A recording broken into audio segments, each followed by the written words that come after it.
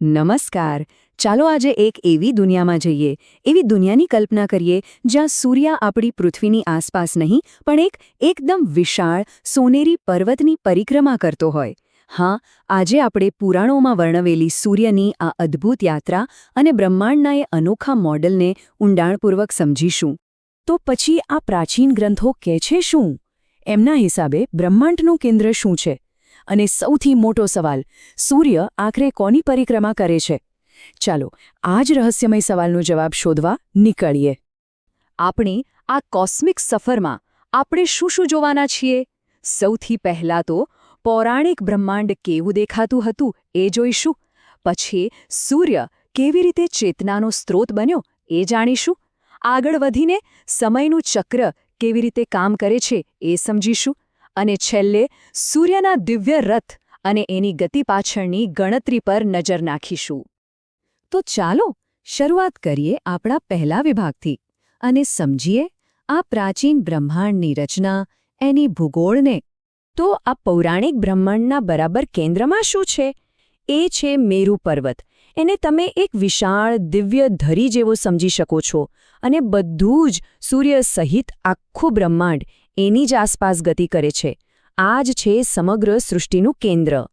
હવે આ મેરુ પર્વતની ફરતે પણ એક બીજો વિશાળ પર્વત આવેલો છે, જેનું નામ છે માનસોત્તર. અને આ માનસોત્તર પર્વત પર કોણ રહે છે? ઇન્દ્ર જેવા મુખ્ય દેવતાઓની ભવ્ય નગરીઓ અહીં જ આવેલી છે. સૂર્ય જ્યારે મેરુની પ્રદક્ષિણા કરે છે ત્યારે એ આ નગરીઓની ઉપરથી જ પસાર થાય છે.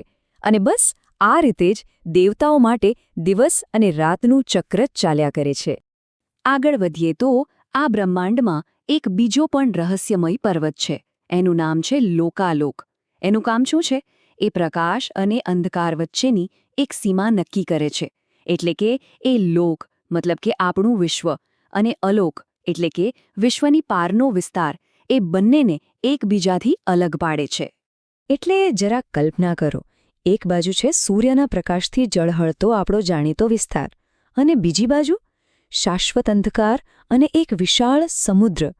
તો આ લોકાલોક પર્વત જાણે કે આ બંને દુનિયાને અલગ કરતી એક બ્રહ્માંડીય દિવાલ જેવું જ કામ કરે છે. તો આ તો થઈ બ્રહ્માંડની રચનાની વાત. પણ આ બધી રચનામાં સૂર્યની ભૂમિકા શું છે?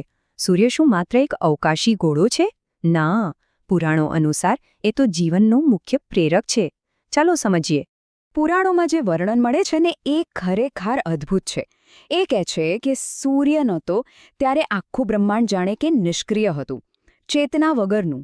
અને પછી સૂર્યનો પ્રકાશ આવ્યો અને એ પ્રકાશે જ સમગ્ર અસ્તિત્વમાં જાણે પ્રાણ ફૂંકી દીધા અને બધું જીવંત કરી દીધું.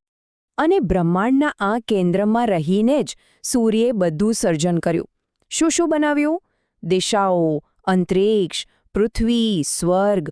એટલું જ નહીં, નરક અને પાતાળ પણ. એટલે કે સૂર્ય માત્ર પ્રકાશનો સ્ત્રોત નથી, એ તો સર્જનનો પણ મુખ્ય સ્ત્રોત છે. તો સૂર્યે સર્જન તો કર્યું, પણ સમયનું શું?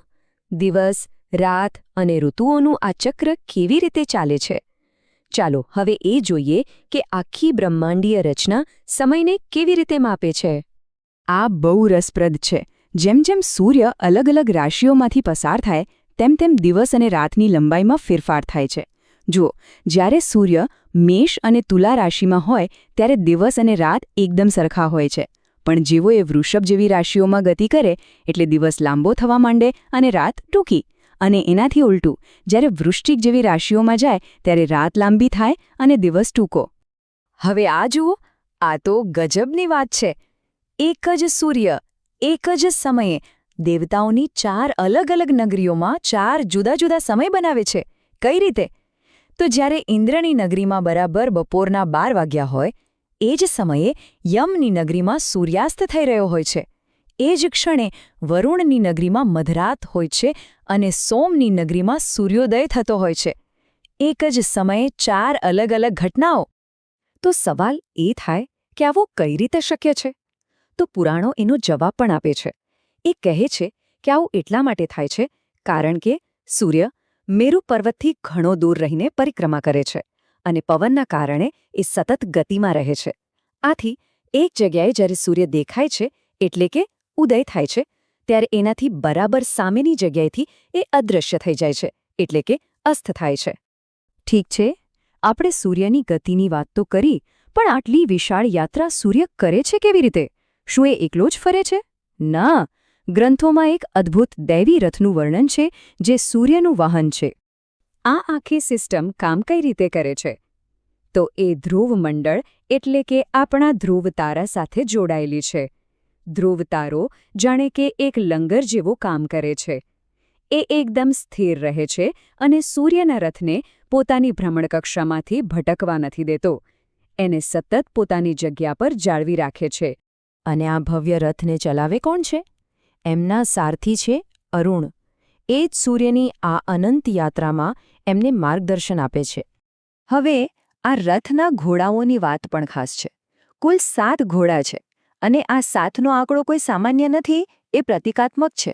આ 7 ઘોડા વેદોના 7 મુખ્ય છંદોનું પ્રતિનિધિત્વ કરે છે.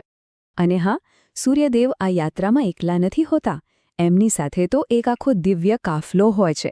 ગંધર્વો, અપ્સરાઓ, નાગ, યક્ષ, રાક્ષસો અને દેવતાઓ આ બધા 7-7ના સમૂહમાં એમની સાથે યાત્રા કરે છે અને દર મહિને આ સમૂહ બદલાતો રહે છે.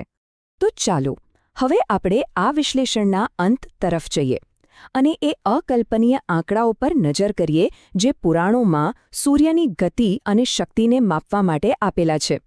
આ આંકડાઓ ખરેખર મનને ચકરાવે ચડાવી દે એવા છે. સૌથી પહેલાં તો સૂર્યના રથનો કદ જ જોઈ લો. એના એક પૈડાનો વ્યાસ, સાંભળજો, 30 લાખ યોજન છે. યોજન એ લંબાઈ માપવાનો એક જૂનો એકમ છે, પણ આ આંકડો કેટલો વિશાળ છે એની કલ્પના કરો. અને હવે વાત કરીએ ગતિની. એ પણ એટલી જ સ્તબ્ધ કરી દેનારી છે. સૂર્ય એક મુહૂર્ત એટલે કે લગભગ 48 મિનિટના સમયમાં 30 લાખ યોજનનું અંતર કાપી નાખે છે. જેટલું એના પૈડાનો વ્યાસ એટલું અંતરે એક મુહૂર્તમાં કાપે છે. અને જો હજી સૂક્ષ્મ સ્તરે જઈએ તો માત્ર એક ક્ષણમાં એટલે કે આંખના એક પલકારામાં સૂર્ય 2000 યોજન અને 2 કોષ જેટલું અંતર કાપી લે છે. આ ગતિની તો આપણે કલ્પના પણ ન કરી શકીએ. ખરેખર આ દેવતાઓનું માપ છે. તો બ્રહ્માંડનો આ જે વિગતવાર અને કલ્પનાથી ભરપૂર નકશો પુરાણોએ આપણી સામે મૂક્યો છે, એ આપણને શું વિચારવા પર મજબૂર કરે છે? એ આપણને સમય, ગતિ અને આ સમગ્ર સર્જનના મૂળભૂત સ્વભાવ વિશે ફરીથી વિચારવા માટે પ્રેરણા નથી આપતું?